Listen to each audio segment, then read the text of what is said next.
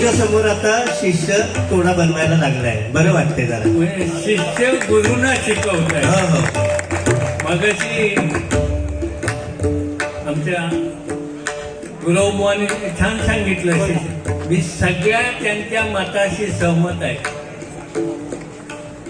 त्यांनी चांगलं सांगितलं. भजन पण छान केलं.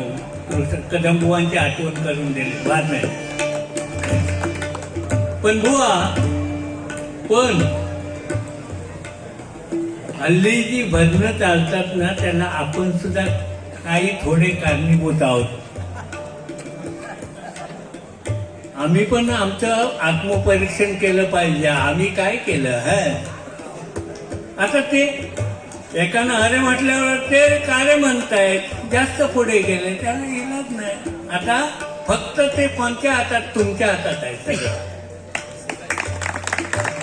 आता हे बदलायचं झालं तर आम्ही हरलो. सांगून आमचे मुनगेकर बुवा बिचारेच्या कणकवलीत रडले, ह्या विषयावर रडले.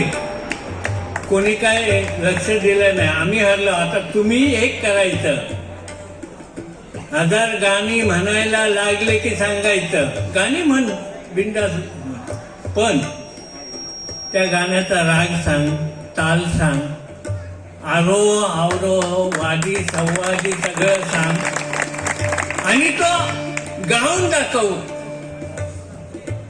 तो राग गाऊन दाखव तरच गा, नाही तर खबारीत मारीन म्हणून सांगायचं. तेव्हाच हे बंद होतील. अहो काय ओरिजिनल गाणं कुठे? लता मंगेशकर म्हणा, मोठमोठे गायक ते कुठे? आणि तुम्ही त्यांना सांगता हे म्हण ते म्हण, काय म्हण? तेव्हा तुम्ही बंद करायचंय. सगळं सांग, त्या गाण्याचा अर्थ सांग. अहो साधं जनगण मन अधिनाय हे राष्ट्रगीत आहे आपलं. त्याचा राग माहिती बऱ्याच जणांना नाही माहिती. आपलं म्हणायचं. लोकांना काय देता तुम्ही? तो गौड सारंग आहे राग, गौड सारंग. आणि ह्याच्यासाठी आम्ही आयुष्य ह्याच्यात घालवलं. गुरु शिष्यांचं नातं कसं असावं नंतर सांगतो.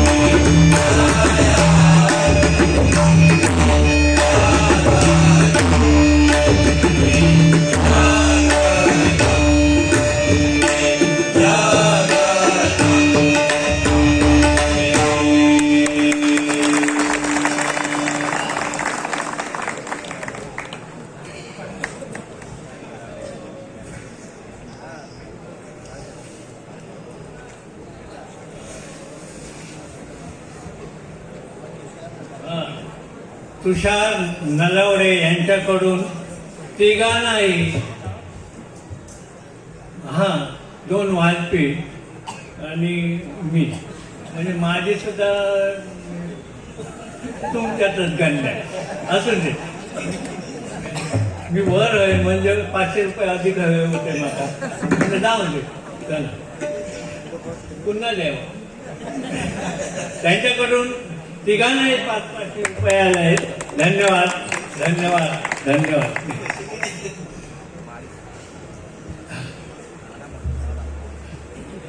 महालक्ष्मी प्रासादिक भजन मंडळ उपळे यांच्या दत्तात्रय कार्यकर यांच्याकडून 500 रुपये आले आहेत.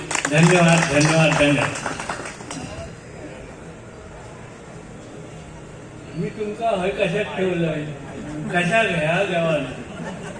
दयानंद गुरव कुंभवडे यांच्याकडून 100 रुपयाचं पारितोषिक आलेलं आहे. धन्यवाद धन्यवाद. मी फक्त धन्यवाद धन्यवाद म्हणत वयाच्या मानाने.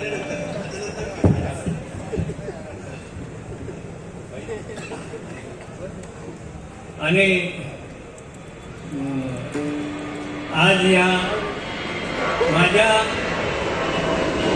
कोरससाठी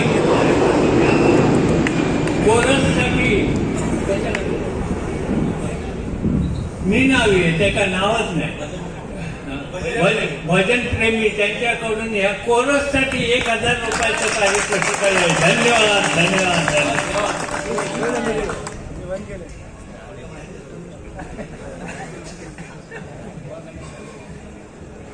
बुवा गणेश दामळे यांच्याकडून 500 रुपयाचं पारितोषिक आलं आहे. धन्यवाद धन्यवाद धन्यवाद.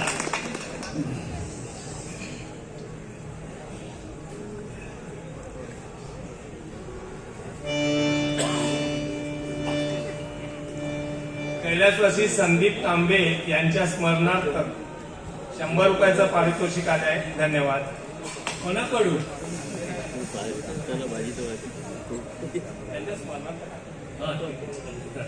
धन्यवाद. त्यांच्या आत्म्याला शांती लाभो.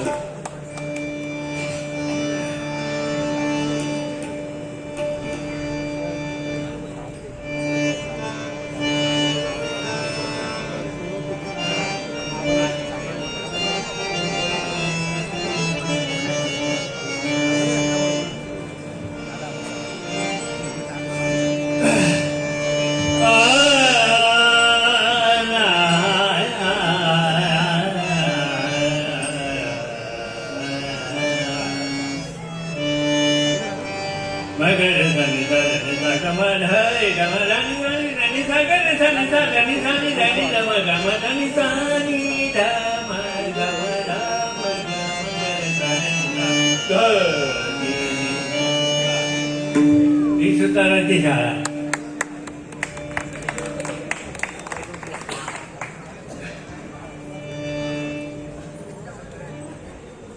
विनोद म्हणून सांगतो, या माणसाने एक पेटी घेतली होती, हातपेटी, शिकायला बुवा व्हायला. पण काय जमाना म्हणून विकल्या नाही होती. मार्केट मी पैसे देऊन विकत घेतली.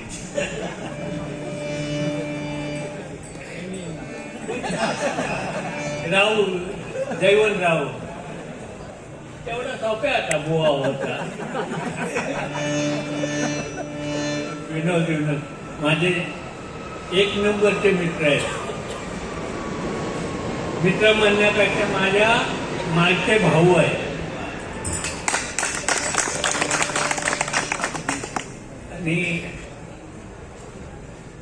हे जे काय चाललंय भजनाचं सामान म्हणा, आता हे नाही, पण माझं त्यांनीच सगळं तयार करायचं. मी एक पैसा खर्च करत नाही. कुठे मुंबईमध्ये ऍड द्यायची झाले तरी यांचेच पैसे.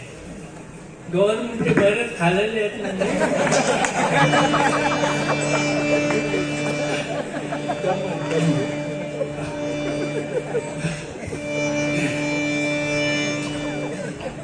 मगाशी एक किस्सा सांगतो. मग आता बुवाने सांगितला गुरु शिष्याचं नातं कसं असावं.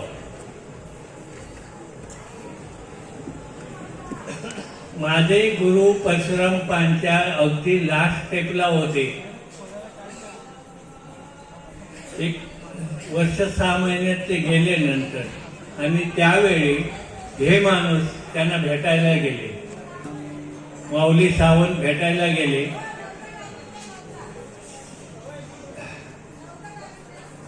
त्यावेळी त्यांचे उद्गार आहेत पांचाळ बुवांचे, अरे माऊली तिथे कंटाळा येतो रे, भजन नाही कुठे काय नाही. अलिबागला होते तेव्हा, होय ना, हा वडावर.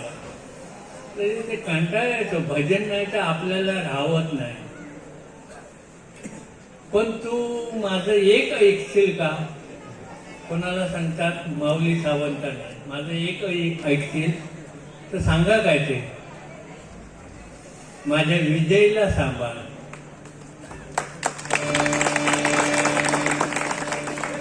आपल्या मुलांना सांभाळ म्हणून सांगितलं नाही, माझ्या विजयीला सांभाळ. आणि ते भजनारूपी. गुरु शिष्याचं नातं असं असावं. मला बुवाने चांगलं सांगितलं. आताचे काय शिष्य म्हणजे शिष्यच असते, नावा कलंका. एक मी याचं उदाहरण सांगतो. कशाचं? इंदुरीकर महाराज सांगतात ते, त्यांचं ऐकलंय मी. एक आता हे बघा, मोठ्याने असतात. जो माणूस मोठ्याने असतो ना, तो आतून बाहेरून निर्मळ असतो. आणि ते प्रत्यक्ष उदाहरण हे आहे. आणि जो माणूस जाड असतो ना, त्याचा मेंदू कमी असतो.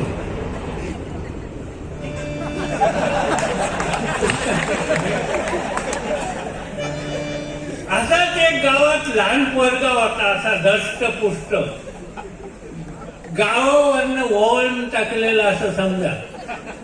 काय कामाचं नाही, काय नाही, अभ्यासात ढ, सगळा काय ढ. शेवटी बाप बोलला, काय याला करायचं, ताकद तर आहे पण काय कामाची. शेवटी त्याने कोल्हापूरला पाठवला. कुस्ती तालमी.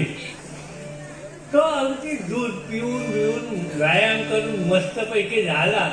आणि एक दिवस अशी कुस्ती मारली ना, जसा मोठा झाला तसं कुस्ती मारली. महाराष्ट्र केसरी झाला. आणि महाराष्ट्र केसरी झाला आणि गावात आला. गावाने सर्व त्याचा सत्कार करायचा ठरवला. डोक्यात कमी पण ताकद होते ना अंगात. सत्कार करायचा झाला. सत्कार झाल्यावर आता सत्कार मूर्ती जरा बोलू दे.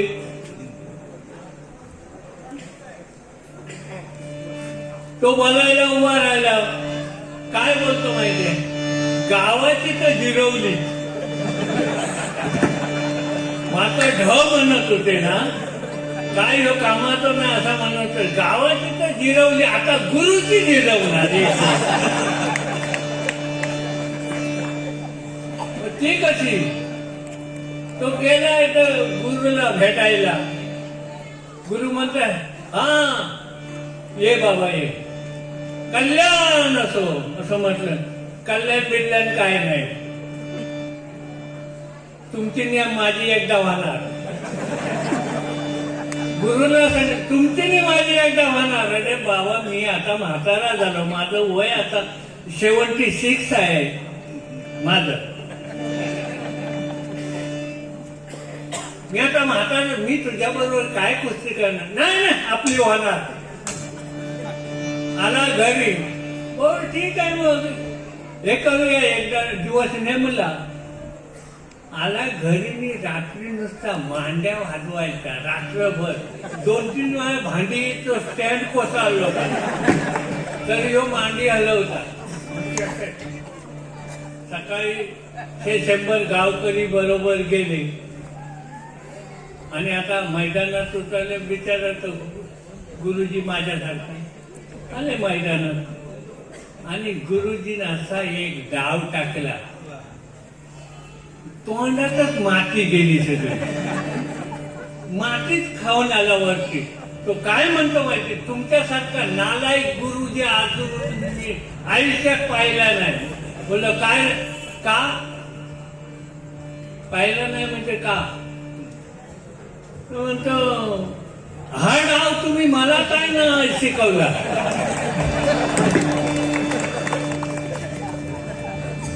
गुरुजी ते बोललो, गुरुजी म्हणतात हा डाव आता उपयोगात येणार होता हे मला अगोदरच माहिती होतं, कारण तू हार्ड रॉकेट एक दिवस माझ्यावर उलटणार. तसे गुरु काही जण उलटणारे आहेत, त्यांचं सकाळी उठून तोंड बघून अरे गुरुजी तो गुरुजी. अगं